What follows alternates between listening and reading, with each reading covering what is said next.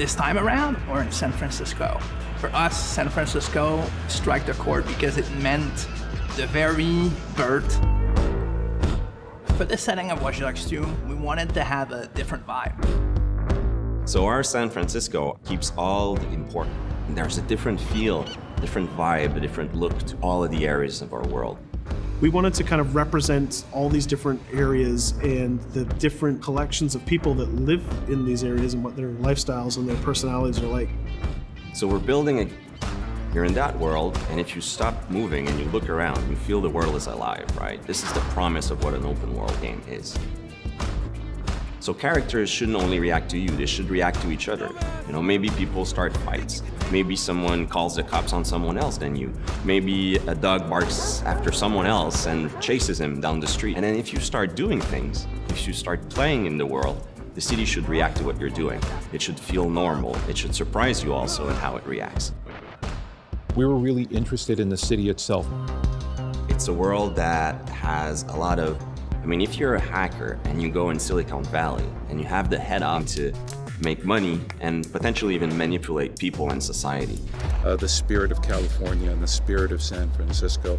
But we needed somebody who was going to be really worthy of all the cool stuff that we wanted to do in the game. He's a perfect blend between somebody that's tech-savvy, that represents a little bit the internet culture, but also has that athletic and rebellious feeling to him. So we had to decide from the beginning what things were. We wanted Marcus, and we're not talking about just a good fighter, but he's got some interesting... This is crazy. We got it.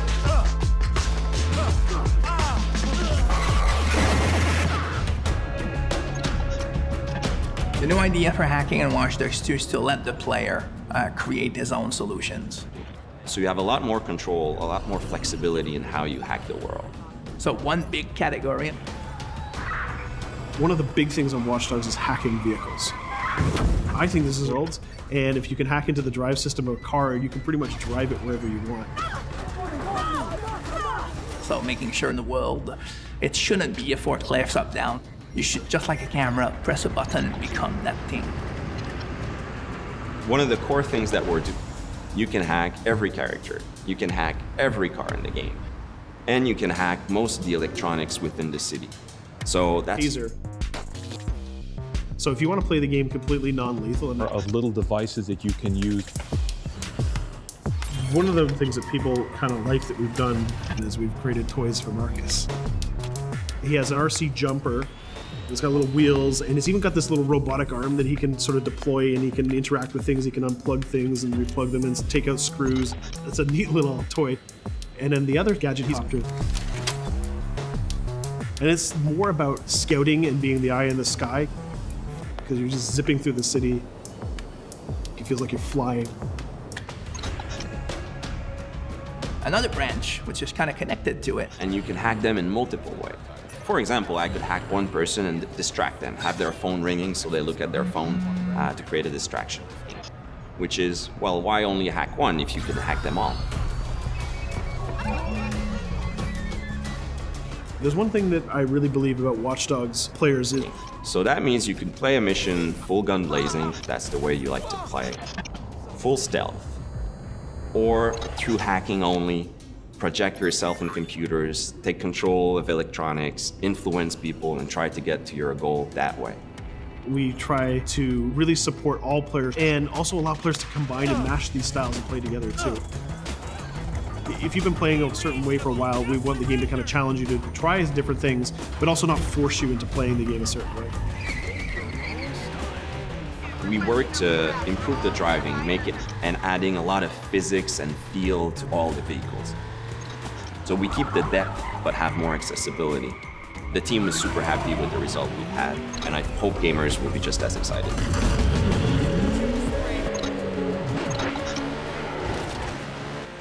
We are very excited. We start doing that in Watch Dogs 1, so we're expanding on that.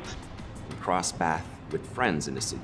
So you playing in single player and you're crossing path with another player who's also playing in single player. Both of you are members of DedSec, and you can just walk up to each other, you'll say hello, hit the button, and form a co-op team. And it's an example of how those things work together to create magical gameplay moments.